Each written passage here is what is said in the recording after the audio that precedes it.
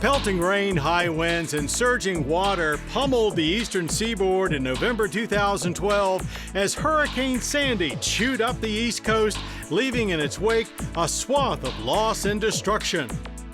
After the storm passed, power outages and a crippled delivery infrastructure led to gasoline shortages that lasted for weeks, hindering cleanup efforts and paralyzing entire cities. Atlantic City, New Jersey took a heavy toll in physical damage, but thanks to a program begun in 2009, the city's recovery began more quickly than most. With help from the U.S. Department of Energy through the Recovery Act, Atlantic City, New Jersey's jitney bus operators were able to replace their aging fleet of 190 minibuses with new models running on clean, compressed natural gas fuel.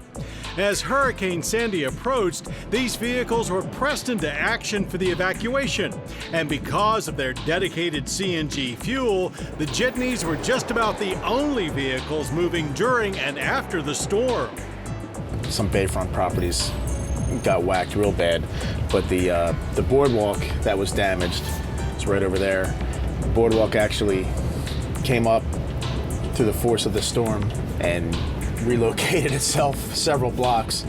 We saw on the news up in New York and Staten Island, I mean, people were fighting over gasoline.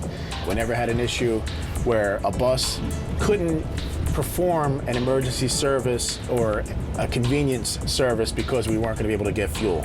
It was a complete, uninterrupted compressed natural gas supply. In similar fashion, Hurricane Sandy showed other municipalities the unexpected benefits of diversifying their fuel sources.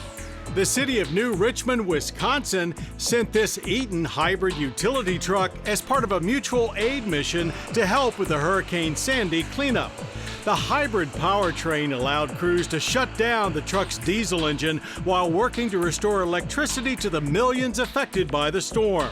But aside from the fuel savings, a more critical benefit was to worker safety.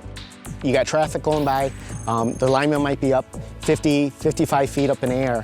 Having a diesel truck, it's hard to hear over the diesel noise, whereas a hybrid, you can actually yell to the lineman and he can hear you. You can communicate a lot better. It's a huge advantage. As a result of these alt-fuel successes, more community planners and federal and state emergency management agencies are now taking a fresh look at alternative fuels as a key part of their disaster preparedness strategies. The National Association of State Energy Officials, with help from the Department of Energy's Clean Cities program, is revving up IREM, or the Initiative for Resiliency and Energy Through Vehicles, to provide emergency fleet managers with information about alternative fuels, vehicles, and infrastructure, along with strategies for using them in emergency scenarios. We saw a need in the transportation sector for emergency vehicles, utility first responders, other critical infrastructure vehicles to have a diversity of fuel mix.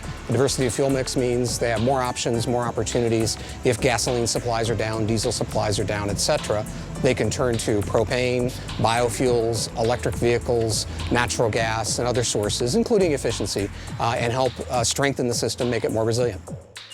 During and after a natural disaster, the need for evacuation, electric utility repair, and emergency response vehicles is obvious. But services like trash removal, ambulance transport, and food delivery are critical as well. Through programs like IREM, alternative fueled vehicles to carry out these functions are being identified now so that when disaster strikes, they can be ready to lend a helping hand to those in need. And with National Preparedness Month coming up, now's a good time to look at your own emergency plan and plan to be a survivor, not a statistic.